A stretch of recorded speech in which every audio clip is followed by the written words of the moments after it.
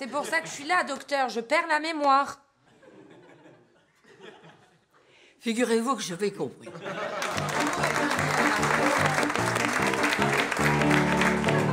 Les Esprits Libres, c'est l'histoire d'une grande résidence où des patients atteints par la maladie d'Alzheimer et des soignants, soignants et patients qui sont ensemble en général dans le même EHPAD, dans le même établissement, décident, accompagnés de musiciens et d'une art thérapeute, de partir non seulement pour vivre ensemble, parce que ça c'est déjà quelque chose, vivre ensemble très loin de l'EHPAD, dans un lieu très ouvert, sans blouse blanche, où la relation soignant-soigné est complètement différente, et aussi créer ensemble autour du théâtre d'improvisation. Voilà. Donc il y a aussi de la poésie, de la musique, c'est comment on a vécu, créé ensemble et imaginé une autre manière de penser l'accompagnement. Oui, je crois que c'est mieux. Voilà, j'appelle la protection. On reste quelques secondes, peu importe. J'ai trouvé un bébé devant la porte de ma mère et je le garde, c'est tout. Ah bon? Ben alors, c'est pas pour ça qu'on est venu me chercher. Ah ben merci madame, voilà, merci. Madame, excusez-moi, madame, Il est à moi et je le garde. Excusez-moi de vous déranger. C'est pas possible, vous connaissez les règles, c'est votre travail. Tu veux un bébé, Vous savez toutes les procédures qu'il y a pour avoir un bébé? Donnez-lui le bébé. Donne le bébé. Oui. Puisqu'il faut que je le prenne, je le prends. Et vous me le rendez, hein?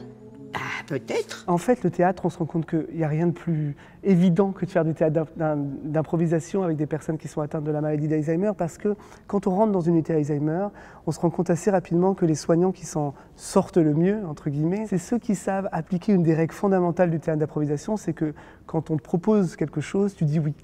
Parce que si tu dis non, l'histoire s'arrête. Et donc, du coup, il faut toujours accueillir ce que l'autre dit pour rentrer dans son imaginaire et le prolonger. Évidemment, quand on a quelqu'un qui a la maladie d'Alzheimer et qui te dit, par exemple, moi, je veux aller voir ma mère qui m'attend, alors que sa mère est morte depuis longtemps, évidemment que si tu lui dis, bah non, ta mère est morte, tout s'écroule.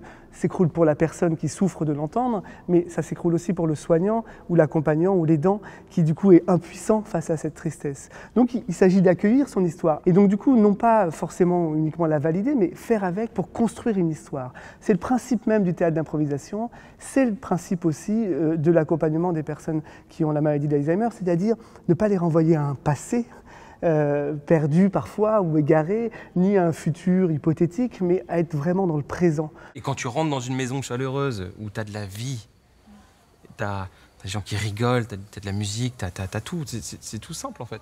Et que tu ne sois pas confronté en fait, à la réalité de l'EHPAD où tu vas avoir cette espèce de mouroir, où tu dois rentrer là-dedans, tu vois plein de gens qui sont sur les fauteuils en train de dormir, et tu vas voir ton proche, il est plus ou moins dans le même état, tu n'as pas envie de ça en fait. Évidemment, on a des soignants qui disent très simplement, bah, en fait, ici, j'ai l'impression de retrouver le sens de mon vrai métier. C'est-à-dire, j'ai l'impression d'enfin être en lien avec les gens que j'accompagne. Une soignante nous dit, bah voilà, quand je suis à l'EHPAD, à 5 heures, j'ai envie de me barrer. Je suis là, non, il faut encore faire 3 heures. Et là, elle dit, on est tout le temps ensemble. Et donc, du coup, ça veut dire, d'une certaine manière, on travaille tout le temps. Et pourtant, j'ai le sentiment que parce que ça a du sens, dit-elle, parce que ici, j'y trouve un vrai sens et une vraie humanité dans cet accompagnement, alors je me sens bien et je retrouve le sens même de mon travail. Donc ça, c'est assez fort, je trouve. Surtout à un moment où on a quand même, dans le milieu du soin, beaucoup de mal à recruter des gens. Alors, pour des problèmes financiers, d'argent, mais aussi parce qu'on a du mal à avoir des gens qui viennent pour dire bah, « j'ai envie de faire ce métier ». Vous savez où j'habite, moi, vous? Vous devez le savoir. J'ai une maison juste à côté, par ici. Bon, je vais essayer de marcher, puis je vais essayer de la trouver. Mais, oh, ça va être dur. Ah, je vais essayer d'arriver chez moi. J'habite à côté. Faut que je trouve à côté de quel côté. Je ne sais pas si je cherche la bonne distance. Moi, au contraire, dans les accompagnements, on parle beaucoup de ce terme. De la distance. Moi, je crois que là, je le dis de manière un peu naïve, mais l'enjeu, c'est aussi de s'aimer.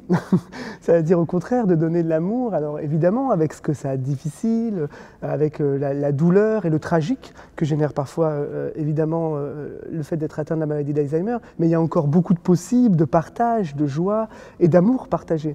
Donc au contraire, moi, je crois que ce qu'on cherchait dans ce qu'on filme entre les soignants et les résidents, ils se découvrent, y compris avec les musiciens, l'art thérapeute, ils découvrent cette joie d'être ensemble, ce désir d'être ensemble au-delà de la maladie et avec la maladie. Pour parler un peu des coulisses du film, on était quand même une petite équipe technique, on était pas mal, on était 5-6, et il y avait 2 caméras, 2 preneurs de son, etc.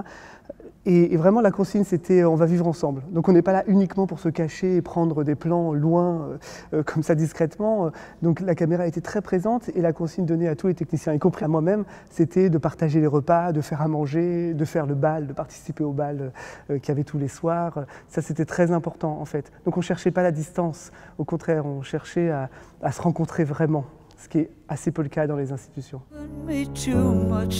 On peut vivre ensemble, on n'est pas pareil, et pourtant on peut y arriver.